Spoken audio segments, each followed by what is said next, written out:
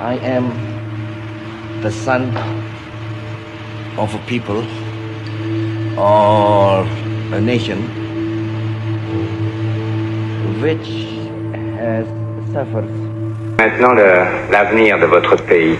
Oh, l'avenir de mon pays? Oui, Monsieur le Président. Brilliant. Parce que mon pays est très riche. Saudara, Jawa Timur sepanjang sejarahnya banyak melahirkan tokoh-tokoh besar bangsa. Salah satunya adalah Bung Karno, presiden pertama sekaligus proklamator kemerdekaan Indonesia. Bung Karno menghabiskan masa kecil di rumah orang tuanya di kota Blitar. Kini rumah tersebut lebih dikenal dengan nama Istana Gebang yang menjadi salah satu destinasi wisata sejarah di Jawa Timur. Menyambung lidah rakyat Indonesia.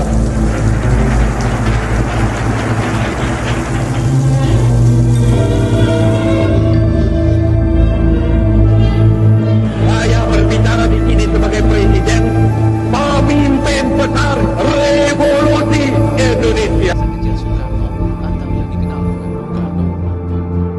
Di rumah inilah Soekarno menghabiskan waktu kecilnya di kota Blitar. Susno, anak kecil Bung Karno, tinggal di rumah ini bersama ayahnya Sukemi Sosrodiharjo dan ibunya Ida Wiwataya.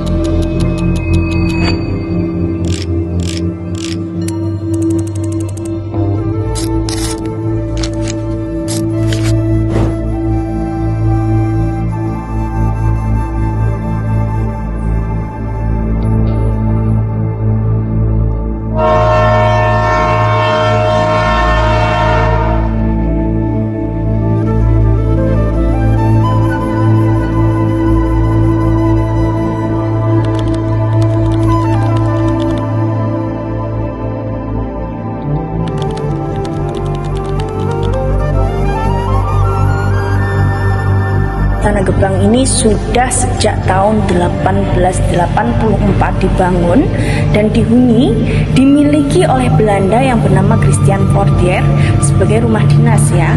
Karena lahan seluas 1,7 hektar ini sebenarnya dulu seperti perumahan pegawai stasiun di masa itu di tahun 1884 seperti itu.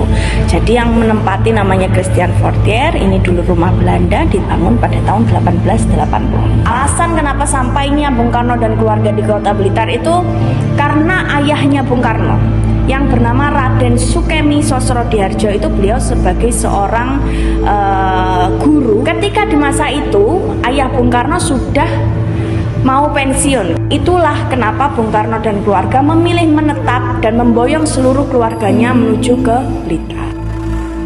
Keberadaan Istana Gebang ini sangat penting juga di samping makam Bung Karno. Ya, ini rumah situs rumah keluarga Bung Karno. Tepatnya rumah kediaman kakaknya Bung Karno, Soekarmi itu.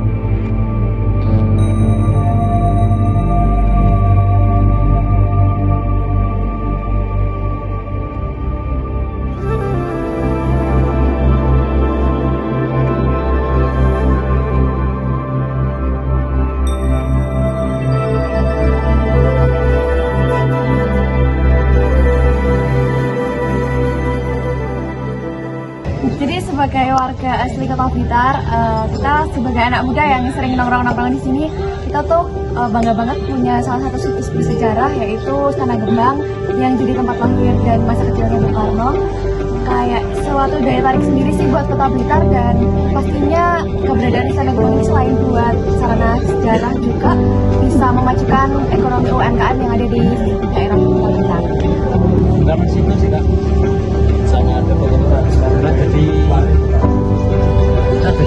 sejarahnya gitu Pak. Dan juga menambah edukasi dan wawasan.